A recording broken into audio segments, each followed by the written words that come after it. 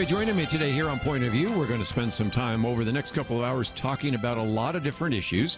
First of all, we're going to get into some of the issues in the news. If you were listening yesterday, you know that we spent some time talking with Jeremy Dice about court packing. Well, that didn't take long. There are bills before Congress now to consider raising the number of Supreme Court justices from 9 to 13. So we'll get into that for just a minute. And I might just mention that yesterday we did promote something that just took place about an hour ago. That was First Liberty Live, where there was a presentation by that. But the person who was involved in that, Kelly Shackelford, will be with us, and Penna Dexter on Friday. So we'll get into that in just a minute. We'll also be talking about the ongoing question about the decision by the Food and Drug Administration to actually put a pause on the Johnson & Johnson vaccine. And so we'll talk about that. I've even posted some commentaries about that because we had scheduled really more than a week ago the idea of having an open forum next hour. It'll be the hour after this one, in which Curtis Chang will be with us. He is with a group called Christians and the Vaccine. And there are links on our website right now to a number of the videos which he's produced to try to answer some of the questions. So it's going to be a great opportunity for us to ask him, again, tough questions about the vaccine, and for you to ask the same questions.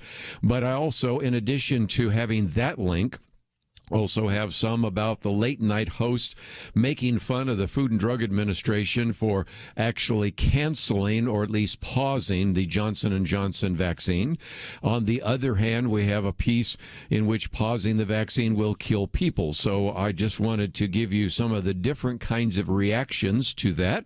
And so it again raises some questions. Maybe you've already had the vaccine, so it's kind of old news for you. Maybe you already decided you're not getting the vaccine and you don't care. But I think there's still a fair number of people that might be unwary, or especially in light of some of the things that have happened first with AstraZeneca, then with Johnson & Johnson. What about the pro-life issues? Just all sorts of questions we're going to put to him, and you'll be able to ask those questions as well. So I really hope that you next hour will make some of those phone calls and ask those questions if you've always had them. And if that's not enough, in about a half an hour, we're going to have our good friend Greg Laurie with us. He has a new book out, Billy Graham, The Man I Knew. It's a very thick book. We won't have a chance to go through all of it, but of course, most of us know the story of Billy Graham. Most of us know Greg Laurie, so I might just ask a few of the insights that he gained from Billy Graham, some of the things that he maybe discovered, even though he's known him for some time in writing the book, and so I think you'll appreciate that. So there are lots of issues to put on the table and to discuss, and if we don't get to all of them today, we have our Friday weekend edition tomorrow, and I hope that you will join us then as well.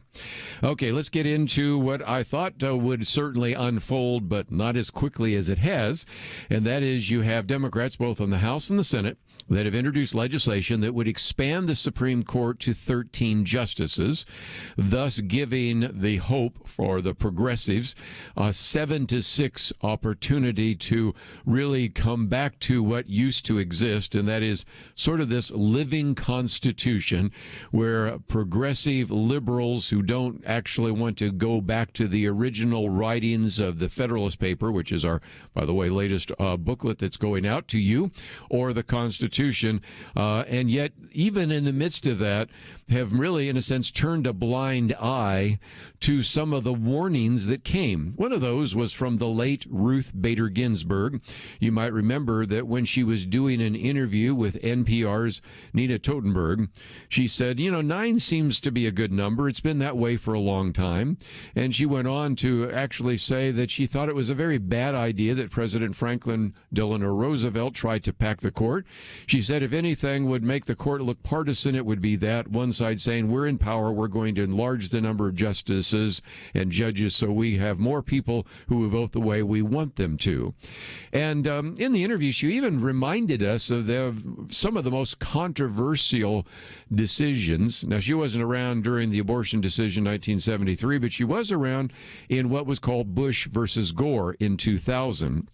And pointed out that even after the court ruled in this case and stopped the Florida recount and thus gave the election to George W. Bush, she said, the court had no troops at its command, doesn't have the power of the purse, and yet it is something where once the court rules, the people accept it.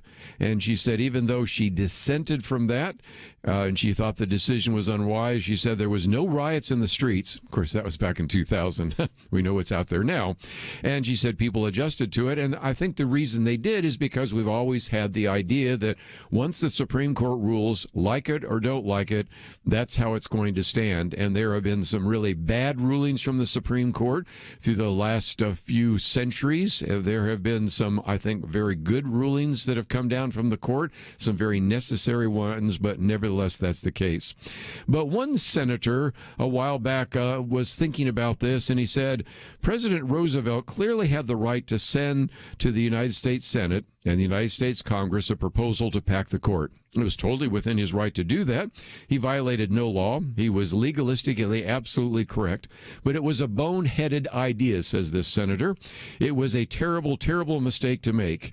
And it put in question, if not for an entire decade, the independence of the most significant body, including Congress, in my view, and the most significant body in this country, the Supreme Court of the United States. The senator that said that, Senator Joe Biden. Now, of course, that has changed rather dramatically now, and all he has done, which is enough, is wanted to put together a commission to study this. And as we pointed out yesterday with Jeremy Dice, there's not a lot to study. I'll grab my Constitution here, and you will see very quickly that Article 3, probably one of the smallest parts of the Constitution. It does give a few powers here, makes it pretty clear. It doesn't even take 2 pages in my Constitution. So you really don't have to study it.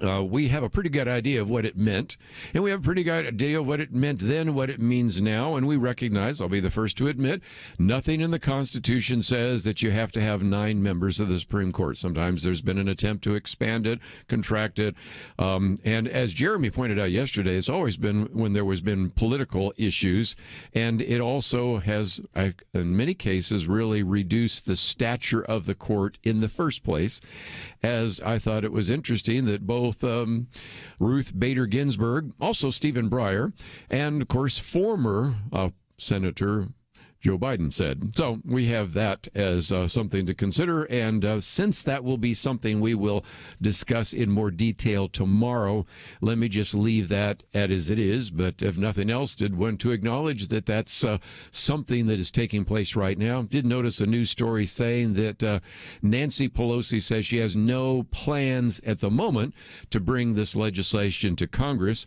In the past, sometimes these have been a trial balloon, but I think in more cases it's not just a trial balloon. It's a hope that as the idea out there gets out there, there'll be enough people that really haven't really thought about it too much go, well, yeah, if you want to expand the court, I don't have any problem with that. And especially if you get some pollsters asking the question in sort of a biased way, wouldn't it be good to have a few more members on the court to look at these issues and to be able to cover more of these topics?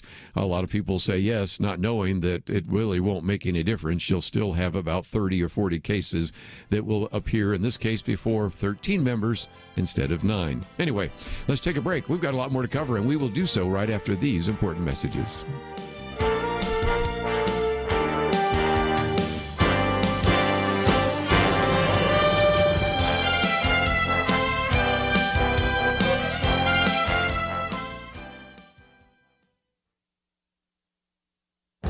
This is Viewpoints with Kerby Anderson. Today is usually considered tax day, but this year the federal government moved that day to May and to June for Texas residents. A more important date is Tax Freedom Day. That is the date when your tax burden is lifted. It is calculated by dividing the official government tally of all taxes collected in each year by the amount of all income earned in each year. Put another way, it's when you're no longer working for the government, but are now working for yourself and your family. This year, Tax Freedom Day occurs this Saturday. And remember, this is an average. Citizens in states like Louisiana already have had their Tax Freedom Day. Citizens in New York have to wait until the middle of May for their Tax Freedom Day. Let me also add that Americans will pay more in taxes than they will spend on food, clothing, and housing combined.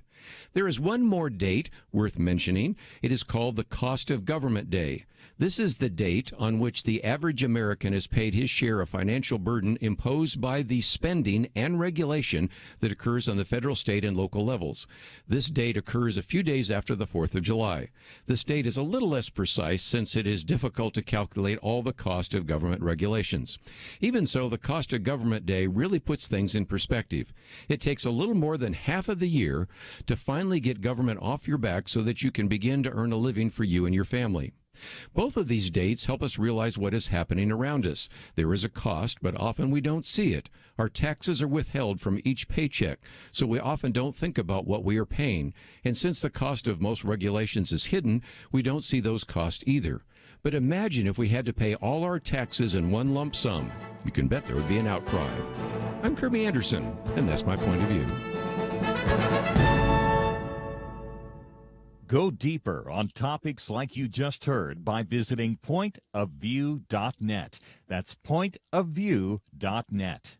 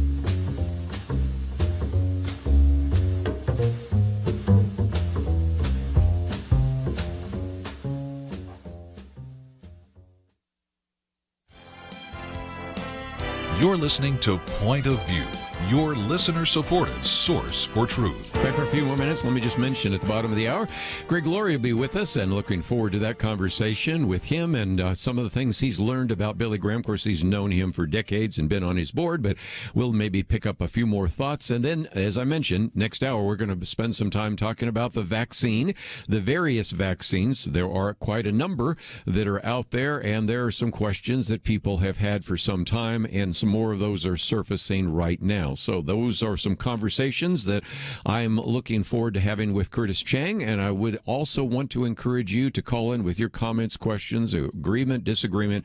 That is certainly fair game, and we're going to be providing an open forum for that next hour. Let's, if I can, though, while I've been talking about some of the legal issues, point out something that is of great concern, and it's surfaced in a number of different ways. That is that we have always had this idea of due process in this country.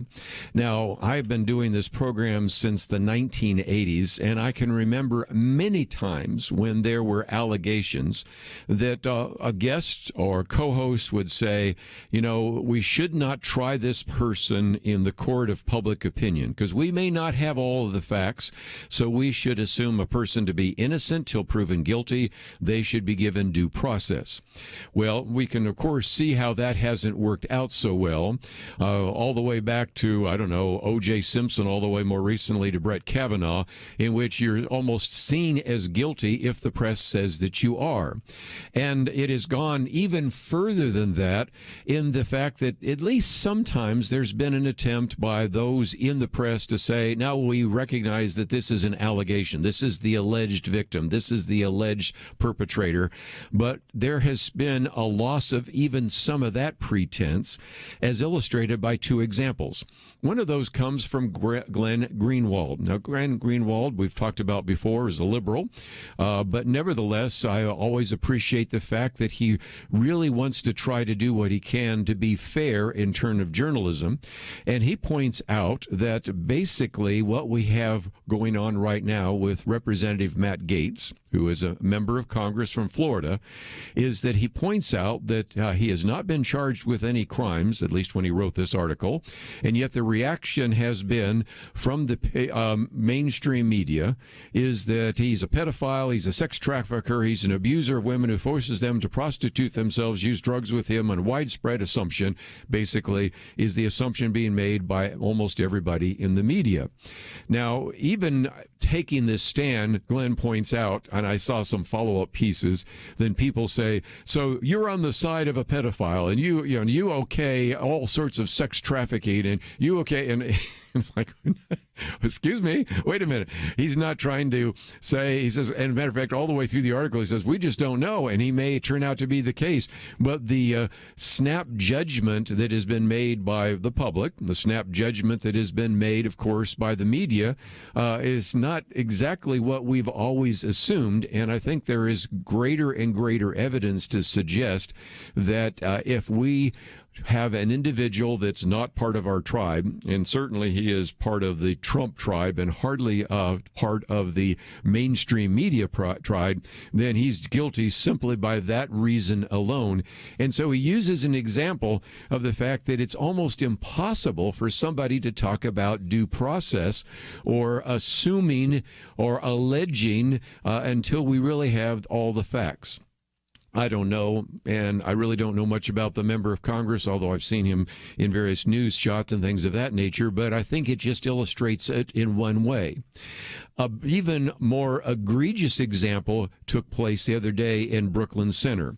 Now, you know what's been going on in Brooklyn Center. We haven't talked about it a great deal, but of course you have, the death of Daunte Wright because of the tragic decision made by the police officer when she grabbed what she, I guess, thought was a taser and instead grabbed a gun. Okay, we don't need to go into all those details because, again, those will be sorted out.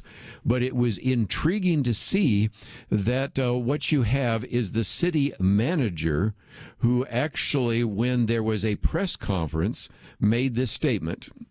And that statement was, all employees working for the city of Brooklyn Center are entitled to due process with respect to discipline.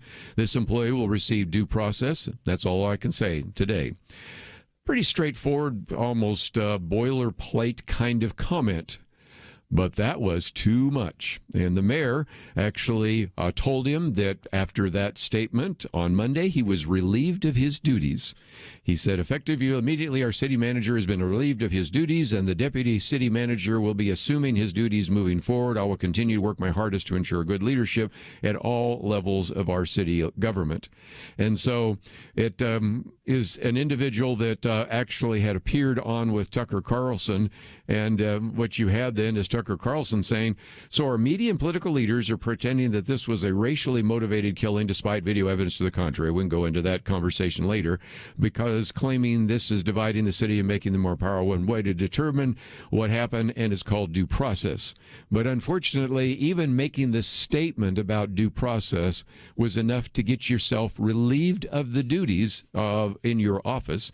And in the past, almost everybody would have assumed that that's just kind of your standard generic statement. We'll always assume people should be given due process. We'll have a full and transparent investigation. You know, you've heard the phrases. They're used all the time because we've had so many of these different kinds of shootings where somebody makes that statement. But that was enough to simply have him lose his position, at least at the moment. We'll see what happens later on. And while we're talking about this at Brooklyn Center, let's now go to the police chief. And the police chief of Brooklyn Center was in a press conference just the other day. And again, I'll give credit to Matt Walsh, who's the one that pulled the video on this, in which there were the press asking why he issued a dispersal order. And so he was explaining that we issued a dispersal order because officers were being pelted with frozen cans of pop. That's a good Minneapolis phrase. It's pop, it's soda, it's Coke, whatever. Okay. Then rioters were throwing concrete bricks. And so he finally decided to issue an order for dispersal when one of his own officers was hit in the head with a concrete brick. The reason I bring it up is that he made the mistake of referring to that as a riot. At one point, he said protest because they'd been using the word protest, but then he said a riot. And what you see, if you watch the video, is a cacophony of voices saying it wasn't a riot. And at this point, again, it's back to something we've talked about, in which you are now not only having people standing in front of burning buildings saying it was mostly a peaceful riot, but now when somebody in law enforcement calls it a riot because there are people pelting his fellow officers with bricks and frozen cans of pop and all sorts of other things, guess what? You can't call it a riot, and they're shouting him down, saying, no, it wasn't a riot. And it's like, I was just there. Yes, it was. And it's just sort of a reminder of the conversation we've had here before. You know, you hate to use the word Orwellian. I mean, that's now getting as misused and overused probably as Nazi or Hitler or anything else. But there are times when it's pretty appropriate. And if you've ever read George Orwell's 1984, there's a scene in which Winston Smith is asked, what does 2 + 2 equal? And he says 4. You know, it buzzes his head.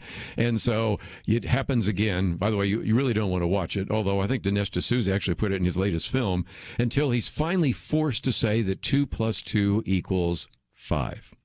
And we've talked about this before with Rod Dreher, just this idea that you have to tell the lie. You have to agree with the lie. It's not enough for you to say, well, okay, you have a different viewpoint. I just simply disagree. That's not enough.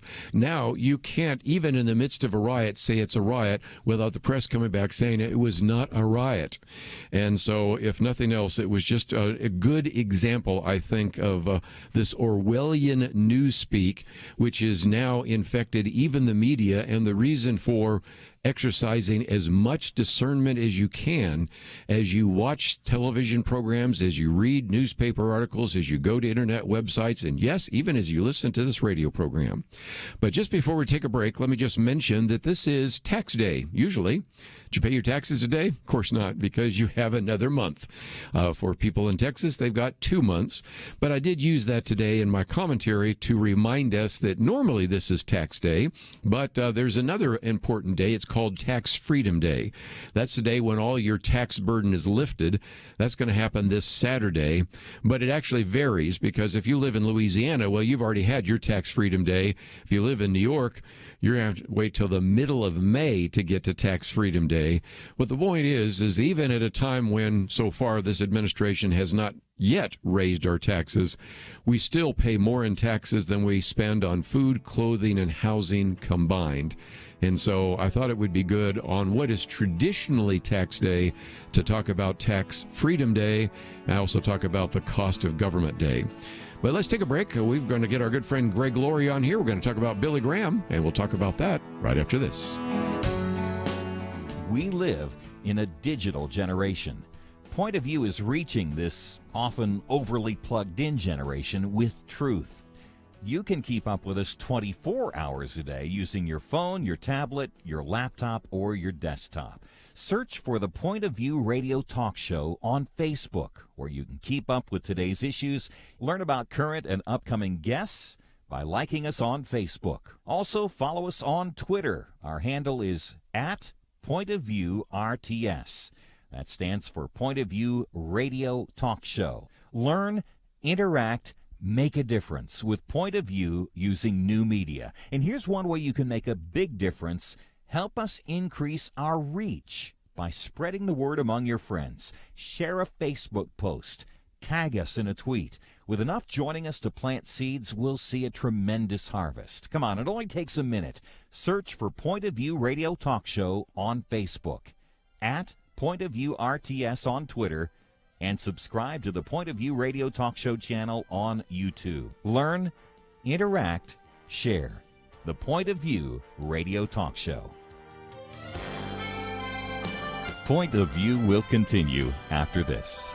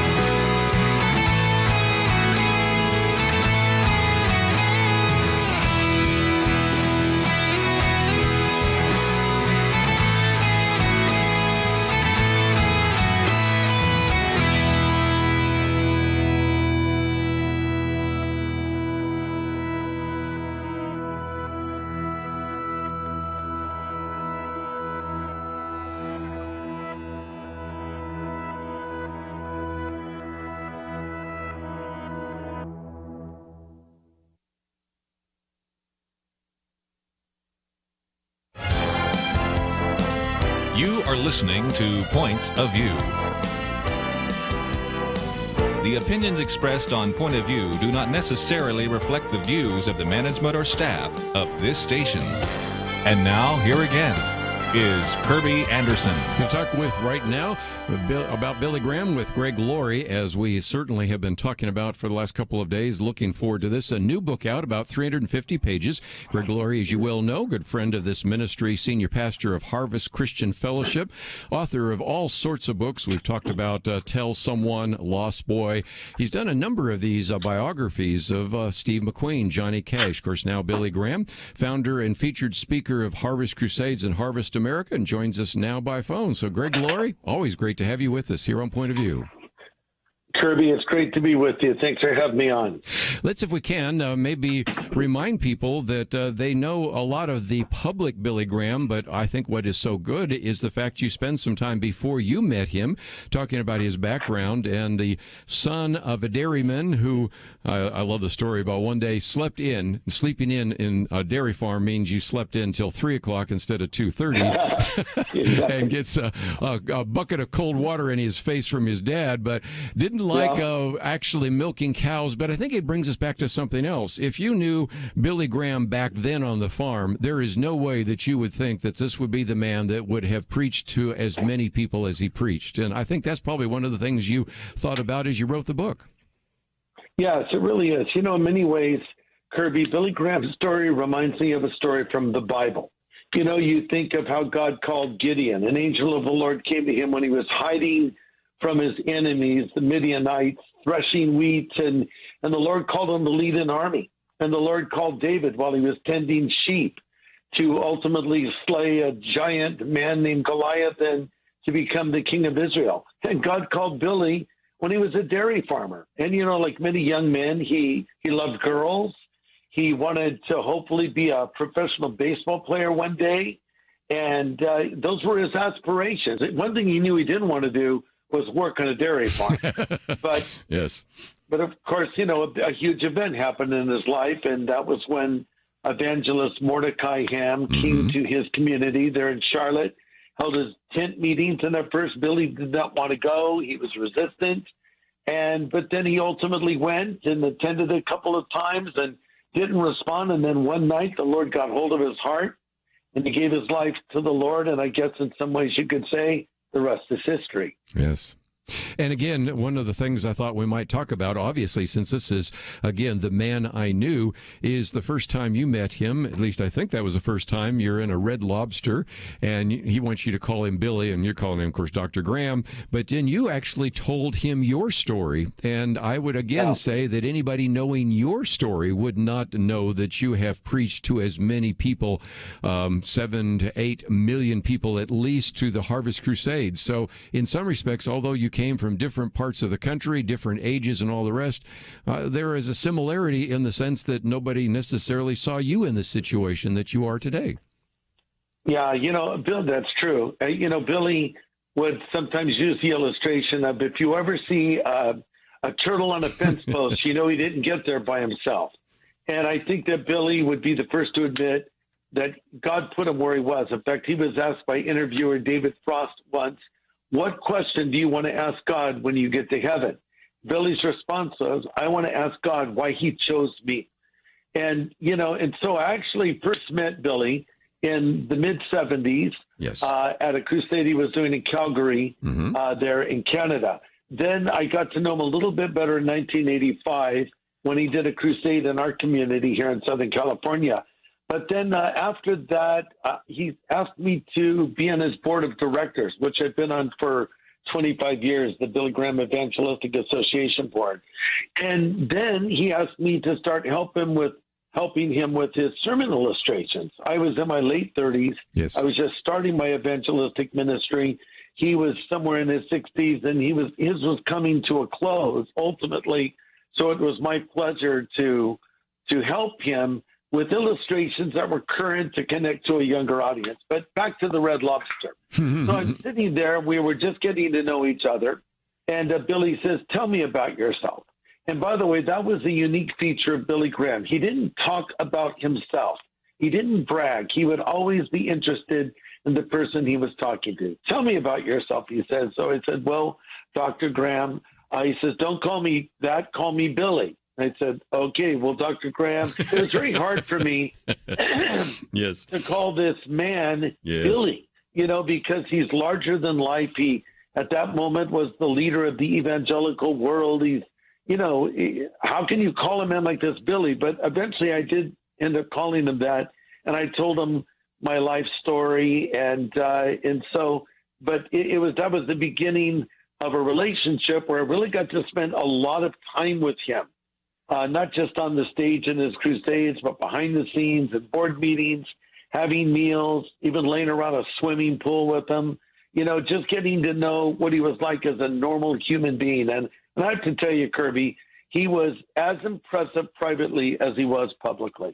I was hoping we would get to that because as people read through this book, and again, 350 pages, there will be a lot of things that happened before you met him, but I did want to focus a lot of time on you being with him because we are now recognizing that we've seen some of these scandals. Now, some of them go all the way back to the 1980s, the so-called televangelist scandals, but we've got some right now that you are well aware of and our listeners are as well. And so you wonder, are you the same person in private as you are in public? And you give enough insight to talk about what his marriage was like with Ruth, what his family was like, and how he worked tirelessly to make sure that there wasn't a scandal that came out of the Billy Graham crusade. Can you share some of that?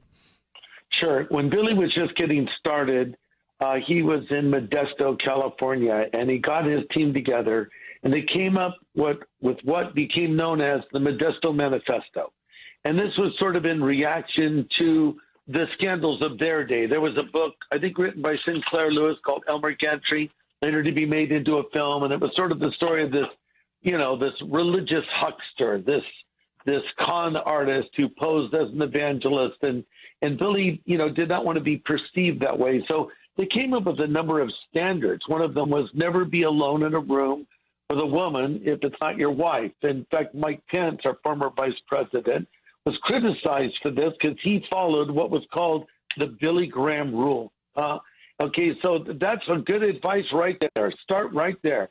Don't be alone with a woman in a room if she's not your wife, because things can happen, right? So that was number one. Number two, it was to be accurate in their reporting, that when they reported X amount of people came to an event, it would be an honest, accurate reporting, no exaggeration. Another one of those Modesto Manifesto principles was never speak ill of another minister publicly. And I find that one interesting because, I see preachers taking shots at other preachers by name sometimes, and I have my disagreements with different preachers, of course, but, as the years pass, I've met many of these people in different settings, and, when you meet somebody and spend a little time with them, your view of them can change quite dramatically. So I love that feature about Billy. He never critiqued another preacher. So there were other principles they lived by, but it was a real standard of integrity and honesty. And when you would be with Billy, you could see that he loved his wife and his wife loved him. They would have their little disagreements like any couple. Someone once asked Ruth Graham, would you ever divorce your husband? Her response was, murder him, yes. Divorce him, no. And that was Ruth. She was witty and fun-loving, but actually, as Billy would often say of her, she's the real theologian in the family. That was actually true.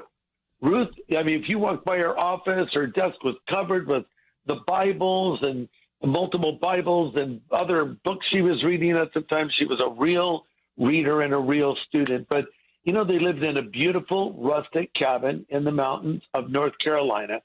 And, Kerby, I've had the privilege to shake hands with 4 presidents. I've been in the Oval Office. I've been in the White House. But none of that compares to how much I enjoyed being in the home of Billy and Ruth Graham in Montreat, North Carolina, and seeing them as a family and as real people who were so completely authentic. Let's take a break, and when we come back, we'll continue this for a few more minutes. And I might just point you to, if you get a copy of the book, Saved by a Bell, which I love that, and Marriage Made in Heaven. So she certainly gets a lot of credit. And by the way, if you've wondered, there are all sorts of color pictures all the way back to the home place in Charlotte, North Carolina, and of course the Graham Library, and so much more. And then, of course, pictures with Billy Graham with these various presidents, and also with Greg Laurie. And if you also would like some more information, you certainly can find this book in your local bookstore, but we also have a link to harvest.org.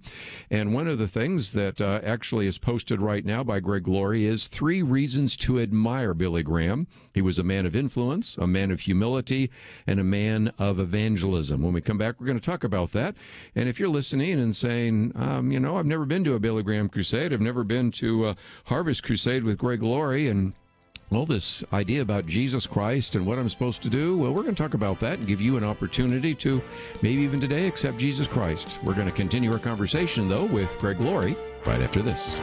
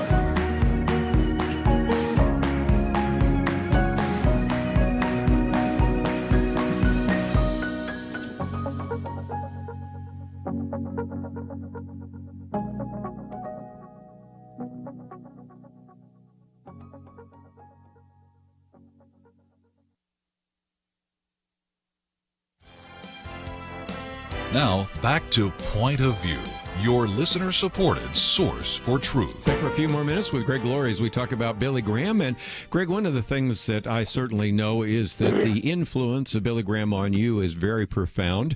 At a time when a lot of people said, well, maybe we shouldn't do open-air evangelism anymore, or crusade evangelism, or whatever you might call it. I've heard different phrases. You've said, no, I think Harvest Crusades are something that need to continue, and you have certainly done that. But you also, I know, have spent time with Billy Graham, and I think you've shared on this program before. One time you just said to Billy Graham, if you could tell the younger Billy Graham something that you should maybe do that you didn't do, what would that be? And I remember that conversation because you were always trying to gain some insight from him that you could apply to your own ministry and your own Christian life. Very true. I asked him that question in his home in Montreat, North Carolina, after a wonderful meal made by his wife, Ruth, and we're sitting around the table. And this question popped in my head, and I said, Billy, if an older Billy could speak to a younger Billy, what would you say to yourself? What would you tell the younger Billy to perhaps preach on more? And without skipping a beat, Billy said, I would preach more on the cross of Christ and the blood, because that's where the power is. Well, in fact, it seems like he preached on that theme a lot. Yes. He was very faithful to preach the simple gospel from the very beginning to the very end of his ministry. But, the Apostle Paul said, I don't want to know anything else among you except Jesus Christ and him crucified. And there is power in that simple message. And I think sometimes we overcomplicate evangelism. We add things to it that aren't necessary, or we leave things out of it that are necessary. And Billy always maintained that perfect balance of just bringing that essential message of Christ dying on the cross for the person's sins and rising again from the dead. We need to repent and turn to him. And I just wish more ministers would take a cue from that. And I wish more Christians would take a cue from that, because, no matter how you approach sharing your faith with someone, ultimately it needs to get to that message, the message of the death and resurrection of Christ. One of the things that he's known for is at one point kind of having a little bit of a crisis of a faith, and we've talked about this before, but it's worth coming back to. And certainly I recognize that sometimes people struggle with this issue or that, and we do a whole presentations and whole programs sometimes on apologetics, how to defend the Christian faith. But in some respects, that was an important, if you will, watershed in his life, and also, again, helped maybe focus the fact that I'm not going to try to answer all of my questions or even everybody's questions out there. I'm going to preach, if you will, the true and pure gospel, right? That's right. Doubt is not a sign that a man is wrong. It can be a sign he's thinking. So Billy was thinking these things through, and he had a friend named Charles Templeton. And both Billy and Charles started out around the same time with Youth for Christ. This is before Billy was doing his crusades. This is kind of right post-World War II, going out and doing giant youth events. And some said that Templeton was the better of the two preachers. Templeton, very handsome guy, very articulate, very intelligent. Well, there came a moment in Templeton's life where he started having doubts about the Bible. And he went to Billy and said, Billy, I question many of these things. And so it got Billy thinking. And Billy was struggling with this because here he is out preaching the gospel and he's grappling with this. And so he was in California, where I am right now, and he went to a conference center called Forest Home Conference Center. He laid his Bible out on a tree stump and basically said, Lord, I believe this book. I believe what you've said in this book, and I take it by faith. And that was a commitment he made, and he never looked back.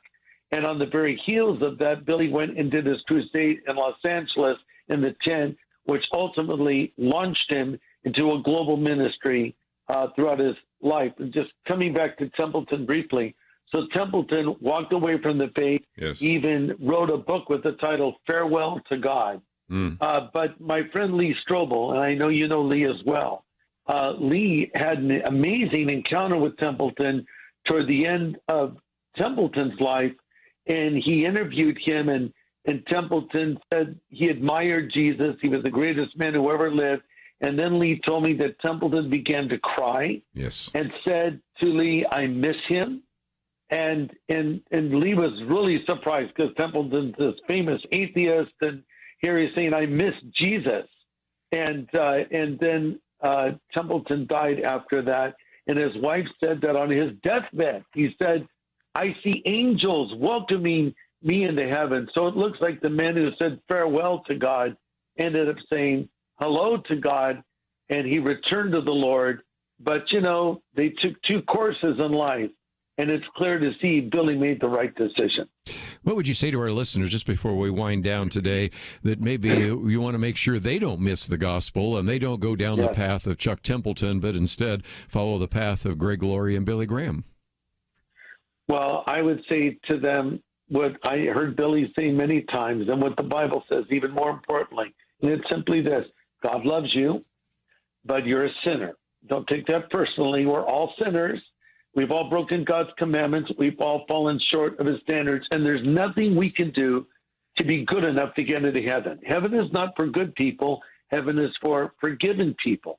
This is where Christ comes in. Jesus Christ, the Son of God, fully man, came to this earth on a rescue mission, was born in a manger in Bethlehem, and he died on a cross for our sins, and he shed his blood for us and rose again from the dead.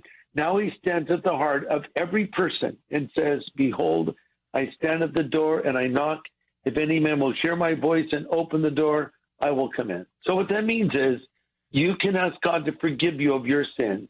You can invite Jesus Christ to come into your heart and life, and then you can know with certainty that you'll go to heaven when you die, and you can find the meaning and purpose of life. So I would just encourage anybody listening, if you've never prayed this prayer before, pray a prayer like this: Lord Jesus, I know I'm a sinner. I believe you're the Savior who died for me. I'm sorry for my sin. I turn from my sin, and I choose to follow you from this moment forward. In Jesus' name I pray. Amen. You pray a prayer like that, God will hear it, and God will answer it. Let me also mention that we have a link to your website, which is harvest.org. They can get a copy of the book there. Of course, I'm sure they'll be able to find it in their local bookstore, but if they want some resources, especially if you've prayed that prayer and say, well, what's next? We certainly have at harvest.org some great resources that will help you in your Christian life. And Greg Laurie, it is always a delight to have you on the program, and I wish we could spend a lot more time on this 350-page book, but that's all the more reason why we want people to read the book, because there are some incredible insights, including some of the struggles that Billy Graham and his family had, as well as the great victories and the incredible impact of him and the impact he had on you. So, as always, thank you for joining us here at Point of View, and I look forward to the next opportunity. Well, Kerby, thanks for having me on. I just wanted to mention there's also an audio version of the book where it's read to you, beautifully done, and an electronic version like on Kindle or Apple Books, and you can order that through Amazon.com. So thanks for having me on the show. And we do have that link there as well. If you go there right now and click on the picture, it shows the audiobook, the Kindle edition. Of course, you can also get the hardback edition. So we have all that available to you at pointofview.net. And again, don't forget, you can probably find it in your local bookstore. So we wanted you to know about the fact that the book, Billy Graham, The Man I Knew by Greg Laurie, is now out in the bookstores. Let's take a break.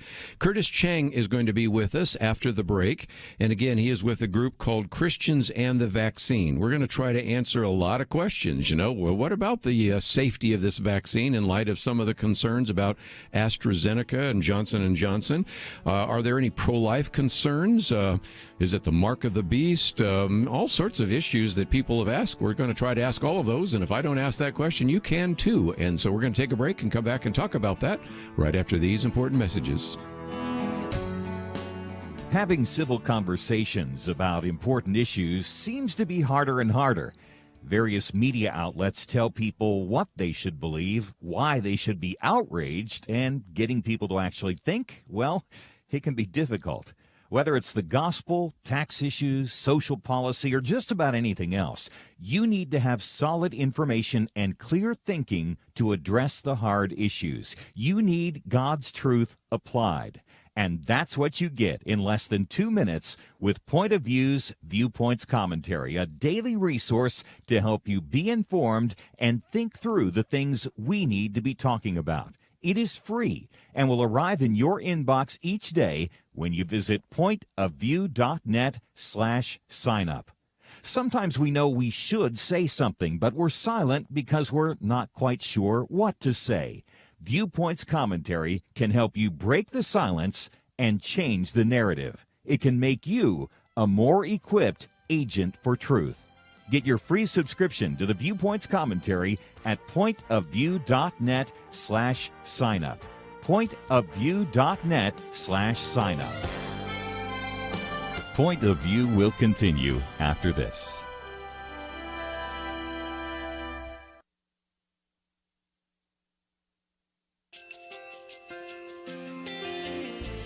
I just want to thank you so much for all the wonderful programming you have.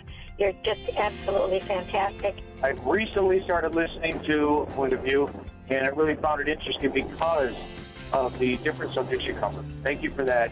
I really appreciate everything that you do in keeping us informed. Thank you, Kerby, for everything that you have been doing. I appreciate all the work that you're doing, advocating for the Word of God. Thank you so much. Point of View, I think, is absolutely necessary because it's a Christian perspective, a biblical worldview perspective, and receive very current, up-to-date information about what is really going on, week to week in our culture, which is changing so rapidly, and yet it's morally sliding backwards. Yeah, I'm just, first of all, I thank you guys. Y'all's program is wonderful, and enjoy it every day. I learn so much every time I listen to it. Point of View Radio Talk Show.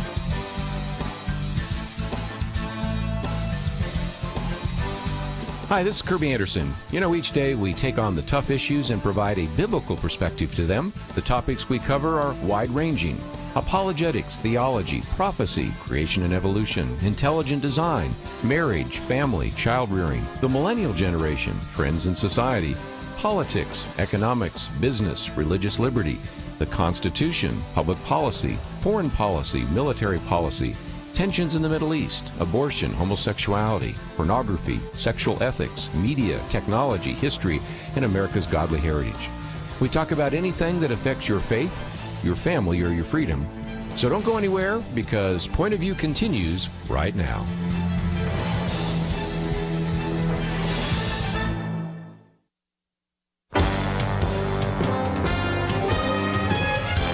Across America, live. This is Point of View.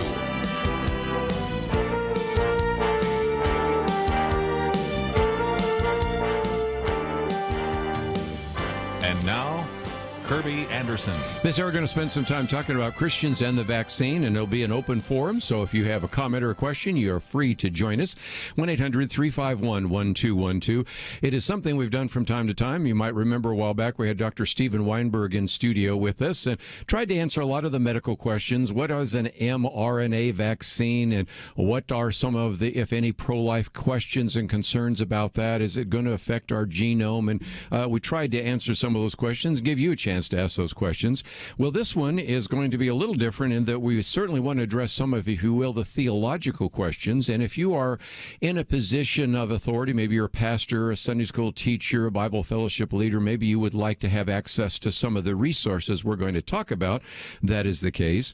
And most importantly, this was something we had scheduled a while back, and then, as you well know, there has now been a pause in the distribution of the Johnson & Johnson vaccine, because we have 6 cases of individuals with a rare but very severe blood clot that has developed in women ages 18 to 48. Now, again, we've had 68 million administered doses, and so in addition to this link that we have for the Christians and vaccine videos by Curtis Chang, we also have a piece which I thought was kind of interesting, which I posted on the late night host making fun of the FDA, Stephen Colbert, for example, saying, well, the chances of getting a blood clot from Johnson & Johnson vaccine are slightly better odds than getting a visit to Willy Wonka's fantabulous chocolate factory. Or you have some others, Trevor Nova, saying, you're more likely to get struck by lightning 10 times. They say 10 times, 10 times. So I've posted that. Also one raising questions about pausing the vaccine. Will that kill people? So we've put a lot of those articles out there for you to read, and we thought it would be good to kind of get into some of these issues, which were certainly part of what is oftentimes referred to as maybe a vaccine hesitant groups of individuals. So we'll talk about that in just a minute as well.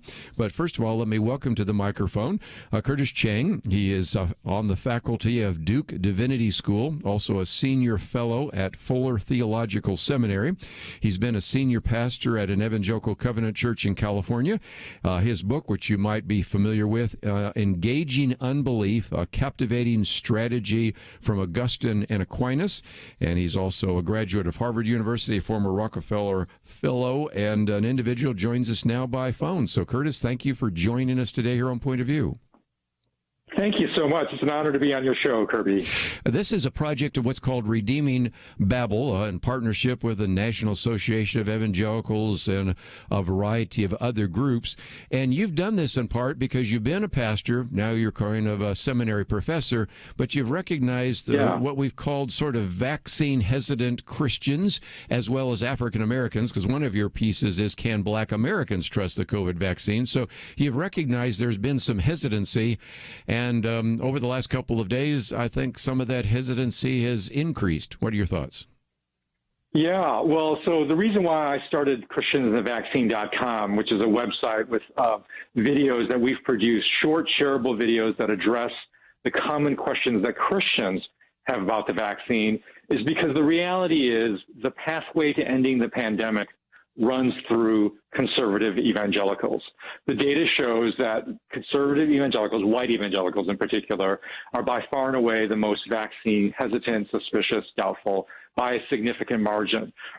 Almost half of all white evangelicals are leaning away from taking the vaccine, 45%, according to the latest Pew research from February. And that is significantly more than any other population, including Black Christians who, when this started, when the vaccine was first rolled out, were tied with white evangelicals for vaccine doubt, but they've moved significantly because Black pastors, in partnership with the government outreach and so forth, but Black pastors especially have stepped up to really call their people to trust the vaccine and take it for biblical reasons as well as good scientific and medical reasons. So when I realized, like, oh my gosh, unfortunately, public health honestly tends to ignore conservative evangelicals, and they weren't going to employ the same level of partnership and outreach that they have with Black Christians.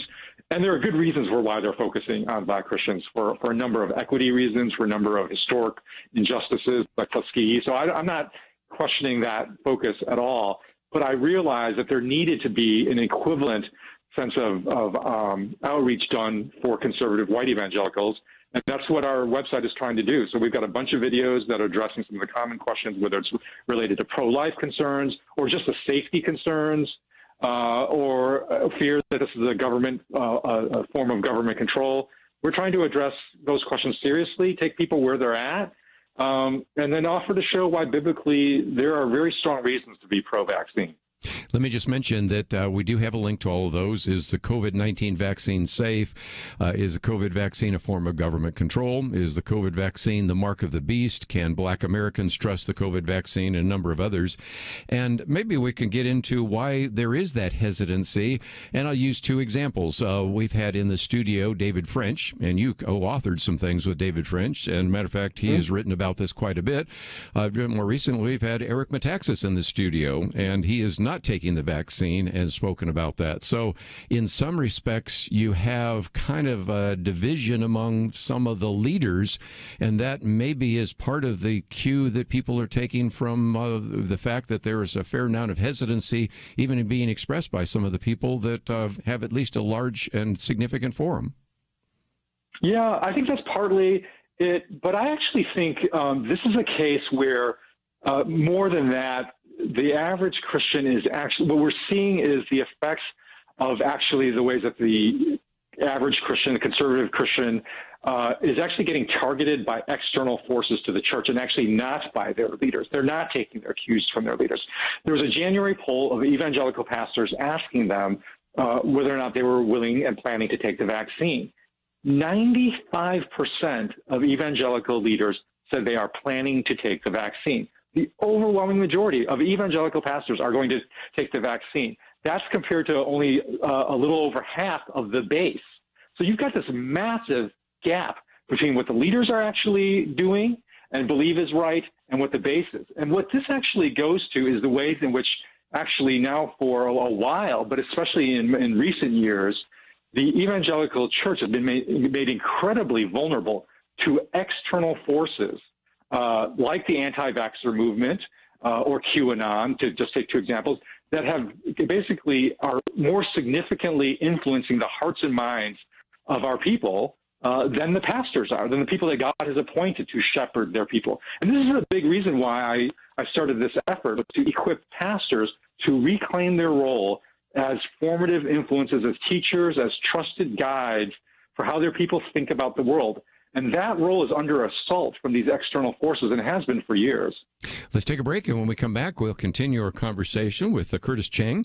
One of the videos is the vaccine safe? And so we'll get into that, get into some of the issues about government, is it the mark of the beast, those kinds of issues, and many others. And if you have a comment or a question, we certainly welcome your phone call, 1-800-351-1212. Perhaps you're one of those pastors and you've spoken on this, or maybe have some insight. I'd love to hear from you as well. But let's take a break. We'll continue our conversation right after this.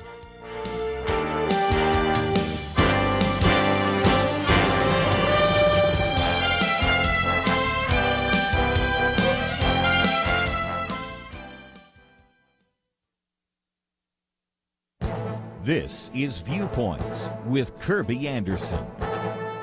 Today is usually considered tax day, but this year the federal government moved that day to May and to June for Texas residents.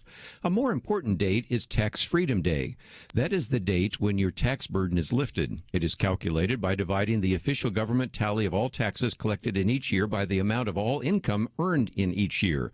Put another way, it's when you're no longer working for the government, but are now working for yourself and your family. This year, Tax Freedom Day occurs this Saturday. And remember, this is an average. Citizens in states like Louisiana already have had their Tax Freedom Day. Citizens in New York have to wait until the middle of May for their Tax Freedom Day. Let me also add that Americans will pay more in taxes than they will spend on food, clothing, and housing combined. There is one more date worth mentioning. It is called the Cost of Government Day. This is the date on which the average American is paid his share of financial burden imposed by the spending and regulation that occurs on the federal, state, and local levels. This date occurs a few days after the 4th of July. This date is a little less precise since it is difficult to calculate all the cost of government regulations. Even so, the Cost of Government Day really puts things in perspective. It takes a little more than half of the year to finally get government off your back so that you can begin to earn a living for you and your family. Both of these dates help us realize what is happening around us. There is a cost, but often we don't see it. Our taxes are withheld from each paycheck, so we often don't think about what we are paying. And since the cost of most regulations is hidden, we don't see those costs either. But imagine if we had to pay all our taxes in one lump sum. You can bet there would be an outcry. I'm Kerby Anderson, and that's my point of view. Go deeper on topics like you just heard by visiting pointofview.net. That's pointofview.net.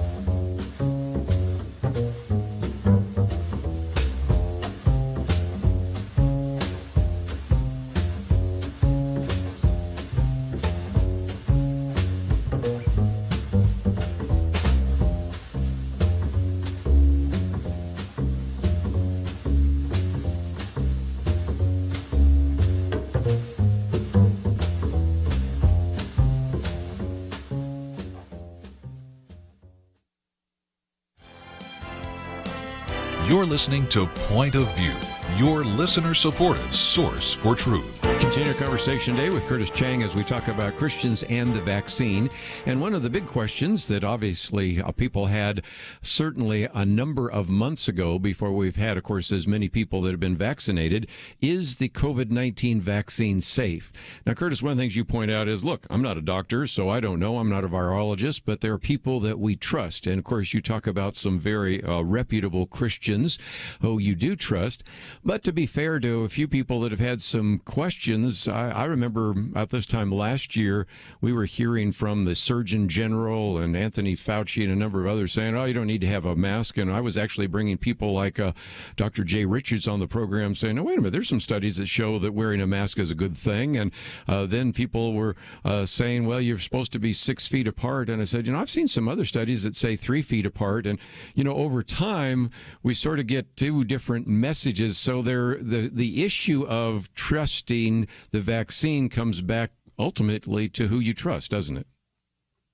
I think it really does. And this is where, I encourage folks to view human institutions that are trying to give their best guidance possible to us as just that, as human. They're human institutions, and they're going to be fallible. And especially when you're dealing with a novel virus, something that's never been encountered before, like the coronavirus, of course, human beings are going to be groping their way forward and getting it right. To expect that they would be perfect in every way and flawless we wouldn't expect that from our human relatives, our friends, our family members. We really shouldn't expect that from our institutions. But having said that, the track record of safety on the vaccine is extremely high. We've got over 100 million people vaccinated, almost, very few adverse effects, percentage-wise minuscule, even with the Johnson & Johnson vaccine. That we were talking, as you pointed out, the odds of actually having an adverse reaction of a blood clot is minuscule compared to the enormous risk that we're running if we do contract COVID, which is well documented. We're talking about over 550,000 Americans who've died from COVID, many more who've had serious complications. Even if you've shrugged off the virus yourself like a flu, you're still at risk of either developing long-term complications that can crop up down the road, or more importantly, passing that virus, even if you're asymptomatic, passing that virus to somebody who is more vulnerable. So I think taking all of that, the record shows that we really ought to be trusting this vaccine to do its work. Again, trust was one of those. The other was the pro-life issue, and you do have a piece, should pro-lifers be pro-vaccine? I've got a piece in front of me here, and it's with Dr. James Dobson. Of course, Joe McElhaney's been on the program with us as well. And correct me if I made a mistake, but early on I said, I don't think that there are any major pro-life concerns with the Pfizer vaccine or the Moderna vaccine in terms of using cell lines from an aborted fetus, but I do believe there were some concerns, justifiably, I think, of the Johnson & Johnson and AstraZeneca. Is that correct, or what did you find out? Yeah, let me explain this in a little more detail. If people are more interested in the details, they can go to our website, ChristiansTheVaccine.com. We have a whole video that explains how this works. To understand the connections between the vaccine and abortion, you really have to understand what a cell line is. A cell line is basically a long generations, often over decades, of cells that have been regenerated, cultivated, passed down through the generations from some original cell many years ago. So in this particular case with the vaccine development, we're talking about a cell line called HEK293 that may have originated in an abortion back in 1973. Now, that's, again, it originated there. The actual cell line itself are not fetal tissue. They're not the cells from the abortion. That was long gone back in the 1970s, right? So we're talking about cells that are descendants, and then those cell line that has been used in medical research for various testing, research, and development. In the case of the vaccine, there is no even cell line. So there's certainly no fetal tissue. There's no baby parts or anything like that. That is complete fiction in the vaccine. There's not even any cell line that descended from an original fetal cell. There's not even any cell line in any of the vaccines, including the Johnson & Johnson and the AstraZeneca. They do not have even the cell line in it. The real question is, how was it used? In the Pfizer and the Moderna, they were simply used for testing and development. Right. In the Johnson & Johnson and AstraZeneca, they were used in the manufacture, the cell line. Again, not the actual fetal cell. They were used in the manufacture of some components, the delivery vehicle, basically, for the actual vaccine. But again, not in the vaccine itself. Yeah. So it's a very distant connection that we're talking about. And one, frankly, if any of your listeners has taken any medical, sort of reasonably advanced medical treatment for almost any condition, heart, kidney, liver disease, almost anything, you've already touched the long-term impact of that cell line. That cell line is used in practically every form of major modern medical research. None of us can escape it. So it's not anything different from how medicine approaches. And the key, let me make this last point, the key moral issue is, by taking the vaccine, are you encouraging more abortions? And the answer is a flat no to that. Because actually, the fact that this is this cell line is descended from this 1973 potential abortion, means that scientists are very motivated to keep using that cell line and not start a new cell line from any new fetal tissue, much less a new abortion, of which government regulations make that very difficult. So that's the key moral ethical question for all of these vaccines. And the answer is no, you are not encouraging abortions by taking this vaccine. One of the other issues before we take a break is your video on how can Christians spot fake news on the vaccine. And Curtis, one of the things we've done, matter of fact, we last week did a whole hour on critical thinking and developing that's, and then we did a whole hour on discernment, because I sometimes don't want to even look at the specific issues, but give people some techniques on how to have some discernment.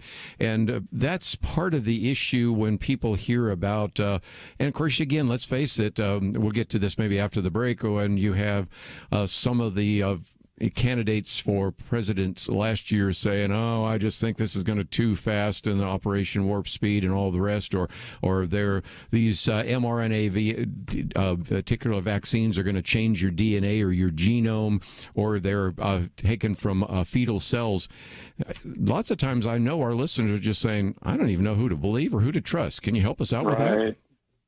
Yeah, totally. I think there's a very simple biblical principle found in Deuteronomy 18, which simply says, hey, if somebody is making predictions, if somebody's claiming to be a prophet, Deuteronomy is saying, pay attention to the track record.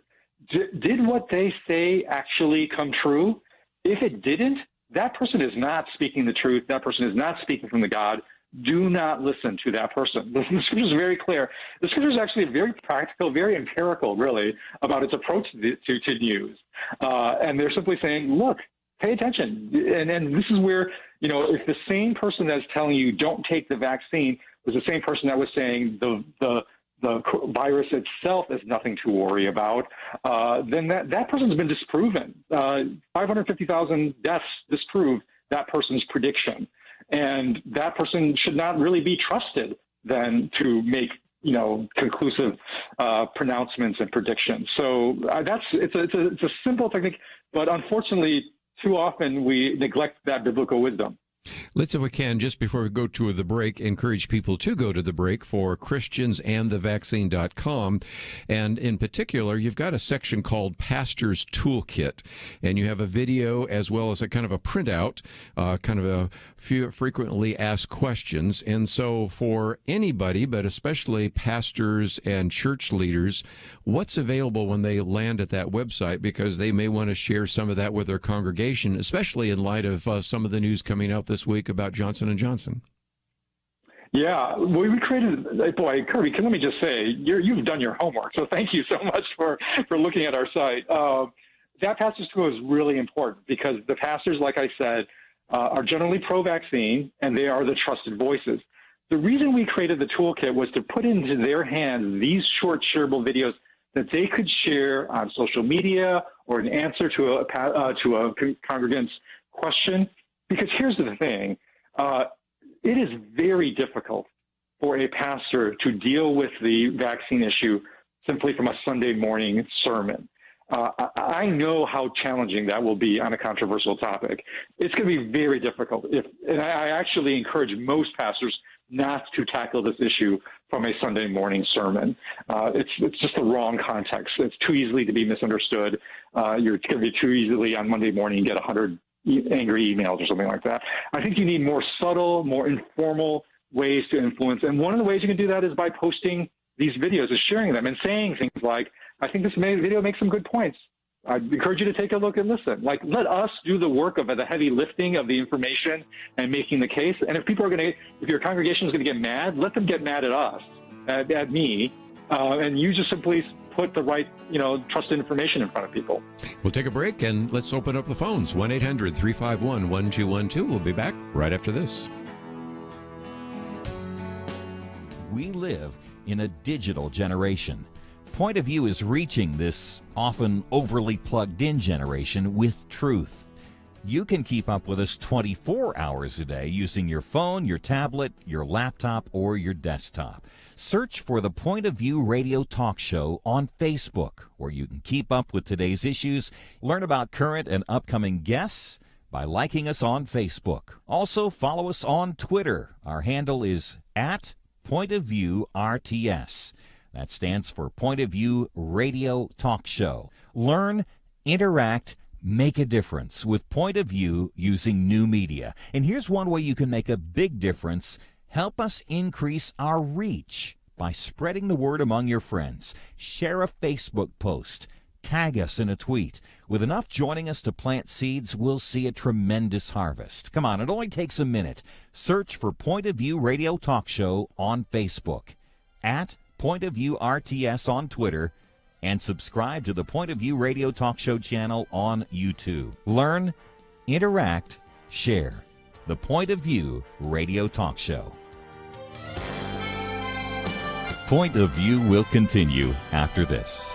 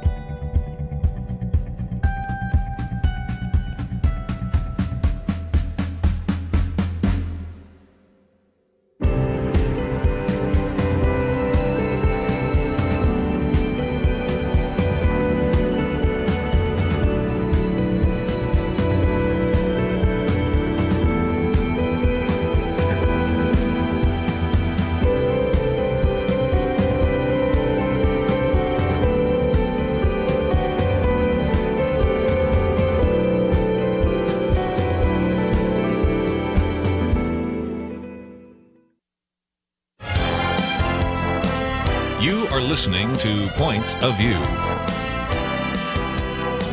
The opinions expressed on Point of View do not necessarily reflect the views of the management or staff of this station. And now, here again is Kerby Anderson. 1-800-351-1212. Curtis Chang with us, and we'll take some phone calls, but also this hour I want to spend a little bit of time talking as well about the vaccine and the government. That's become kind of an issue because of the discussion about vaccine passports and the rest, so we'll get into that. But as we go along, we'll take a phone call, and we'll start off in the state of Georgia on the Good News Network. Jimmy, thank you for joining us today. You're on with Curtis Chang. Yes, sir. How are you doing? Very good. Thank you for joining us. Hey, thank you for the topic. I've been interested in this virus since day one, and especially when I first found out in March the potential cures, hydrochloroquine, azithromycin, and zinc, and the treatments, the successes, and ever since then, all those positives about that have been censored. My son's an ER doc and has been prescribing ivermectin, which I'm on a prophylactic now myself. And the answer is not masks, it's not the vaccine, it's early treatment, and that has been completely overlooked. And so that's a shame, but it's all been censored. The doctors' groups have been deplatformed, like American Physician Surgeons Online, America's Frontline Doctors. And that's, why get a vaccine, which is not proven. Long term, you're talking about prophetic, being prophetic. Well, this is long term. The animal trials have been skipped, and the people that are taking this vaccine are the animals now. So we don't know the long-term effect. And there's also scripture about false science. Where is it? In 1 Peter says. So much of this is just false science. And you even have the VP of Research retired from Pfizer that is very upset with the CDC about how this has been shown to be successful. Well, let me give Curtis, because I think you put a couple of issues. The alternatives are the therapeutics, and then and it gets into one of the other issues there was this rushed and those kinds of things, because those are issues that I think some people have been asking about as well. Yeah, let me start with, there's a bunch of issues there. Let me try to sort through some of them anyways. In terms of the rushed, what was rushed in this was all the red tape and the bureaucracy around vaccine development. What was not rushed was the testing process that has been actually more extensive for the vaccine than almost any other recent medical introduction. And again, I encourage folks to listen to Dr. Francis Collins, the head of the NIH, devout Christian, for his explanation of why the vaccine testing was absolutely not rushed, but was following the exact same process that has proven to be effective. And that, the fact is, the history of vaccine development tells us if there are going to be complications arise, they arise in the first 3 months of the experience of the vaccine. And that's why they were not going to cut corners with that 3-month testing window. This has been the most tested vaccine pretty much in history, and has been proven to be very safe. And this is completely irrefutable. The amount of testing that was done on the vaccine far dwarfs anything of these experimental therapeutics that your listener was talking about. And so, when you ask doctors, when doctors are surveyed of whether or not they will take the vaccine, 95% of doctors also say they will take the vaccine as soon as available. So I trust the consensus of doctors. I trust the testing process. Of course, no one is perfect. Of course, nothing in life can be reduced to zero risk. But there's a lot of evidence and a lot of assurance we have that these vaccines are safe and effective. One of the things we've seen is there have been a number of stories that have come out about maybe not the doctors, but other healthcare professionals saying, I'm not going to do it. Of course, a story came out the other day, 40% of Marines, of course, they're not medical, but I mean, you do keep getting these stories that surface from time to time of significant percentages of individuals that say, no, I'm going to pass on the vaccine. And maybe some of that was sown back to the election when and of course, you address this in one of your videos. Should Christians trust the vaccine when the system is flawed?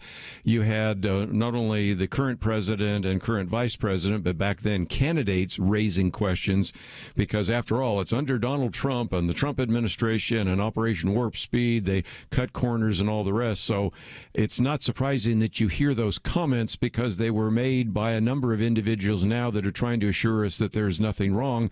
And just a few months ago, they were telling us that everything was wrong and they weren't even sure they were going to take the vaccine. It is really unfortunate how a life-saving medical treatment could get politicized in a way that actually costs people lives. And again, this is where I am encouraging pastors to step up because this is not a partisan issue. You are exactly right. This vaccine was developed under the Trump administration. Trump took the vaccine. GOP governors are begging for more vaccines for their states. This is not a partisan issue. This is an issue of care for our people's health. And this is why it's time for pastors to reclaim their role as shepherds and guides of their people in partnership with doctors to give our people their best information and not let this become another culture war issue. Let's see if we can talk about one other video that you just mentioned in passing, but I do know that we have a significant number of African-American listeners, and you have a video on Can Black Americans trust the COVID vaccine? And as you pointed out, that used to be, as a matter of fact, the highest percentage. I remember when they first did the surveys, Asian Americans were the highest percentage, then Anglo Americans and Hispanic Americans, and lowest percentage were African Americans. That's changed a little bit, but I think a lot of that goes back to the history and just the sense of what's the government doing to us. So what do you address in that video, since we do have a number of black listeners that maybe have hesitancy as well about the vaccine and wonder whether or not this is such a good idea? You know, I honestly think of all the populations, the population that has the most historical reasons, justifiable historical reasons for distrust are African Americans. And if you just know the history of the Tuskegee experiment, where the government performed experiments on Black Americans without their consent or knowledge and to their harm, you could totally understand why they feel like they are left out, potentially exploited by the public health system. What in our video we try to explain is be very clear that this happened, but then to also talk about repentance, to talk about the ways in which government, out of that scandal, that inexcusable scandal, has taken very active steps to ensure that something like that could never happen again. And actually, the development of the COVID vaccine is a beautiful story of repentance and reconciliation. Because what actually happened is the government repented. It began its repentance of saying we can't let this happen again.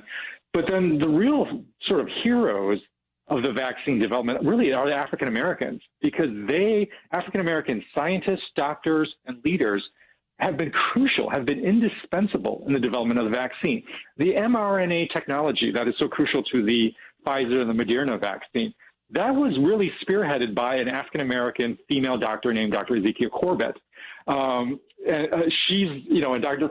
Anthony Fauci has gone on record to say, look, the vaccine you're going to take really was developed based on the research of an African American doctor, this female doctor. And in countless other ways, in the testing, in the development, and especially in the promotion of the vaccine, the African American community has really stepped up. One of the reasons why African American hesitancy has gone down so dramatically in a very short period of time. I mean, there was a jump of about 12% from in between polls from around December to February in terms of African American hesitancy. There was an increase of African Americans by about 12% of saying they're willing to take the vaccine. That's really because of the leadership of Black pastors in promoting and reassuring their people. So it's actually a really beautiful story that shows that America's racial problem, it does not have to be a curse forever. There is a pathway forward, and the vaccine development actually tells that story. Let's, if we can, take a break. When we come back again, you might want to go and watch some of these videos, and if you want to correspond with Curtis Chang, you certainly can do that. Christiansandthevaccine.com. I'll come back and take a couple more questions. So one of those, of course, is the whole issue of government control, which has surfaced in part because of all the conversations about vaccine passports and all the rest. And a video even is the COVID vaccine, the mark of the beast, and other issues that we've certainly tried to address before, but I wanted to get Curtis's comments on that. But if you'd like to join the conversation, of course, we'll always give you that chance to ask a question or make a comment. That number is 1-800-351-1212. All of it is at our website, pointofview.net, and if you want to go back and watch some of that, use some of those resources, or interact with him, we certainly make that possible, and that all is available at our website, pointofview.net. Let's take a break. We'll come back with more and your phone calls right after this.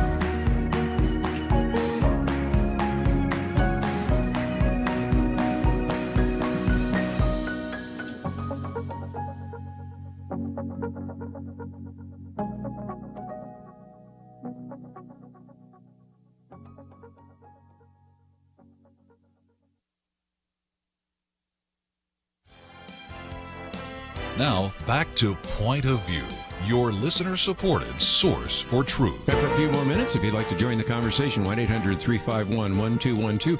Curtis Chang with us as we talk about Christians and the vaccine. We'll go out to WPWB and Jeannie. Thank you for joining us today. Yes, I had a quick question. Is it public knowledge to know what is in the vaccines other than the mRNA, or are there some things that are kept confidential? Good question. And we also had another person asking a similar question about that. So I guess that's on the minds of a number of our listeners.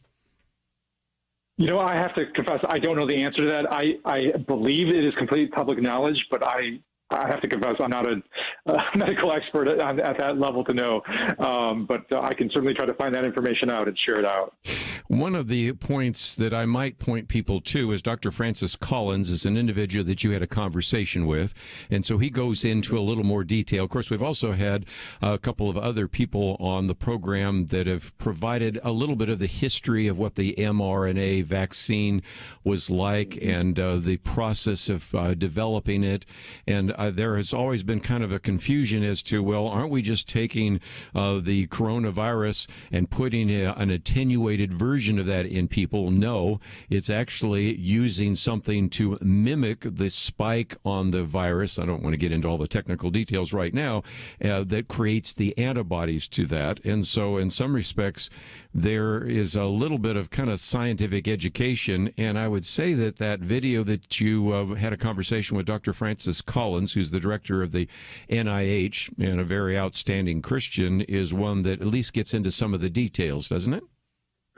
That's right. It doesn't give a exhaustive list of ingredients, blow by blow, but it explains the essential, most active technology that's being at work there in, I think, excellent detail. So I encourage folks to check that out. Kirby, if I could speak to you, were getting to the issue of government control before we went on the break. Yes. I'd like to I'd like to say some things about that because I think the first thing we have to say on that point is I believe there are examples where the government, local government, public health, has overstepped its bounds during the pandemic. I think that's happened. I think they've been too aggressive in closing down churches. They have not realized the essential nature of church gatherings and church community. So I think that has to be acknowledged from the get-go.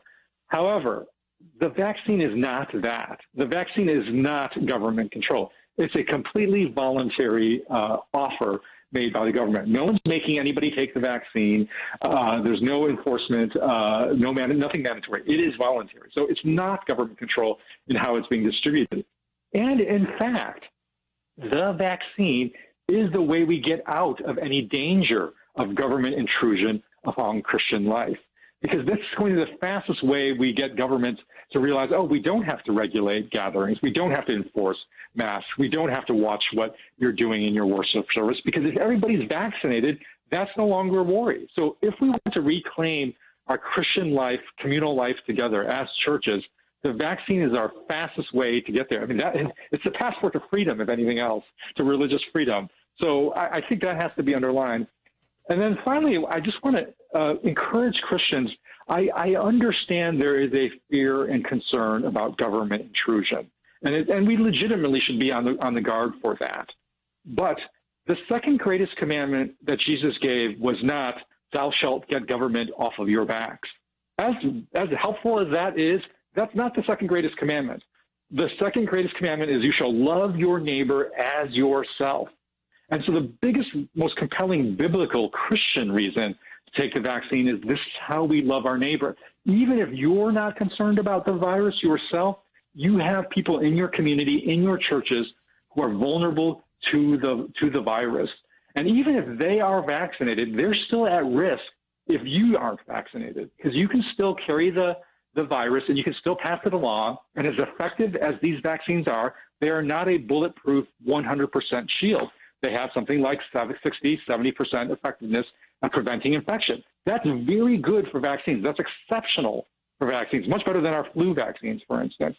But they're not perfect. They depend on their effectiveness on the entire community choosing to stand unified and sort of lock shields, if you will, in the Philippians 1:27 vision of the Christian, the body of Christ, standing together, locking shields, and where each person is protecting the person next to them. That's how we have to think about the decision to take the vaccine. It is an act of loving your neighbor as yourself. You know, one of the things that our listeners in Michigan are facing right now is, of course, you have the governor, Gretchen Whitmer, was asking for the federal government for more vaccines. And the answer that came from the director of Centers for Disease Control, Dr. Rochelle Walensky, is, well, maybe we'll just have to shut Michigan down again, close it down again. So our Michigan listeners, and, of course, some of our listeners in places like California, New York, and others have actually been through quite a lot in terms of the lockdown. And if you say yourself you don't want that, then maybe you need to change your behavior as well as a number of other things to actually get to the point where we don't have an intrusive government. But I know one of the things that kind of stimulated that again is this whole idea of vaccine passports. But I'm reading right now that even the United Nations and the World Health Organization and others do not recommend implementing vaccine passports. So maybe that will be fading out in the future. But one last time, we're just about out of time. You might want to talk to pastors. You're a fellow pastor yourself, and you've got a pastor's toolkit, which has a very good video that people can watch. It's about 10 minutes long, so pastor, give yourself some time.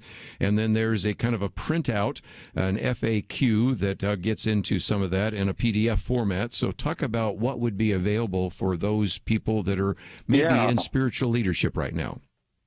Yes, I just encourage them to watch the video because we've got some good advice for how to address this issue as pastors, and also just encouraging people that this is our moment as pastors to step up, that we have a biblical role and responsibility to care for our people's health. That is part of what it means to be a pastor. It's why we visit sick people when they're in the hospital. It's also why we should be telling them to take actions to prevent them from landing in the hospital in the first place. So I encourage them to watch that video. Then we've got, if you're confused, like, I don't know if I can answer all of these questions about, the mRNA and all the research that was done, we've got an FAQ that you can just print out. It'll have all the answers there for you. And then we've got the videos that with Francis Collins, with myself, where you can just share them with your congregation on social media, especially, where you don't have to preach about this issue, but you can instead exercise your pastoral influence in ways that are appropriate to this issue. And again, let me just mention that we have a link to christiansandthevaccine.com. You can go to the contact section, or it's just christiansandthevaccine.com/contact. And if you have a comment or a question, I know we didn't have a chance to take too many phone calls, in part because I really wanted to hear from you and get into some of these details. But if you want to watch those videos and ask some other questions or interact, we have all of that available at our website at pointofview.net. So, Curtis, thank you so very much for giving us an hour today here on Point of View, and certainly appreciate the perspective that you are trying to provide so that we have more information about the vaccine. And of course, we know a lot more now in April than we did even a few months ago, don't we? Well, we do, thanks to people like you. Kerby, can I say just one final word here? That I've been interviewed by NPR, by the New York Times, Washington Post. I hope I'm not going to be accused of kissing up here, but you're by far the most prepared interviewer I've talked to on this issue. So kudos to you. You're serving your audience in some really important ways. So thank you for having me on your show. It's an honor. Well, thank you. And I've heard that before, but again, we had Stephen Weinberg on, Dr. Weinberg, the other day, and he gave us some of the scientific information. Curtis Chang has given us some of the theological information. You can go back and listen to either of those or both of those. They're all available at our website at pointofview.net. And let me first of all say that tomorrow is our weekend edition, and so we'll have Kelly Shackelford and Penna Dexter. We may come back to this issue, but there's just a lot to talk about, especially with court packing and so many other issues. So we'll see how many we can get through on tomorrow. Most importantly, I want to thank Andrew for his help behind the scenes as the engineer, and our producer, Steve. I hope to see you back here tomorrow, right here on Point of View. Sometimes I think about seeds. You ever stop to consider that some seeds become entire trees and some trees grow up and produce fruit? Other seeds become flowers or vines that bring us vegetables or berries. And some trees don't have fruit, but they're just pretty, especially in some parts of the country when it comes to the fall colors. Yes, sometimes my mind goes off like that. And I also think about such things when it comes to the seeds that so many have planted in the quest to impact our nation through Point of View Radio. You may think that your gift is a small thing, but like a seed, it can grow to have an impact beyond your imagination. If you want to see beauty again in America, consider planting a seed today and making a difference by joining the Point of View Truth Team. Get the details today, right now, by visiting pointofview.net/team or call us at 1-800-347-5151. Plant a seed for a great future. Cultivate truth. pointofview.net/team and 800-347-5151. Point of View is produced by Point of View Ministries.